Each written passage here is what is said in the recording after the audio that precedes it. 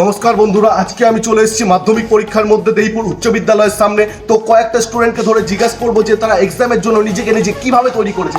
বাবু, ইস, আরে বাবু, পরীক্ষার আগে তোমার একই কাণ্ড, মুখে তো কাটলো কিভাবে? এগুলো এগুলো কাটা না, এগুলো আমার পরীক্ষার প্রস্তুতি। গান মেরেছে বড়া, মালটা তো টুকলিতে পিএইচডি করে রেখেছে।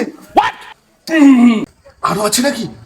আছে মানে এই দেখো, আর দেখবা দাঁড়াও।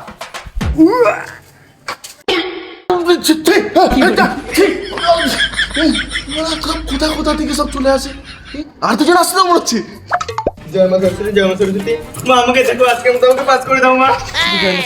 থামো। দেখে মনে হচ্ছে তুমি মা সরস্বতীর বড় ভক্ত। তো পরীক্ষার জন্য কেমন পড়াশোনা করেছো একটু জানতে পারি? আমি আর কই পড়েছি, পড়েছিল তো মা সরস্বতী। আমি কেবল তার ভরসায় এসেছি। জয় মা সরস্বতী। আর বাবু, তোমার হাল কি জানতে পারি? দেখে মনে হচ্ছে তুমি পড়েই এসছো। আর কি বলবো দাদা, কালকে সকালে উঠে খাওয়া দাওয়া করে সোজা বসে পড়লাম বিছানায়। কি পড়তে? না, ওয়েব সিরিজ দেখতে। তাই কালকের দিনটা আর পড়তে পারিনি, কিন্তু আজকে সকালে উঠে বসে পড়লাম বই নিয়ে। কিন্তু কি বই? সনম তেরি কসম। তাহলে পড়লি কখন? পড়েছি তো 20 মিনিট আসার আগে। ওই 20 মিনিটে সব অঙ্ক মুখস্থ করে ফেলেছি। অঙ্ক? কিন্তু আজকে তো ইতিহাস পরীক্ষা। কি? सनम तेरी कसम ओ सनम तेरी कसम।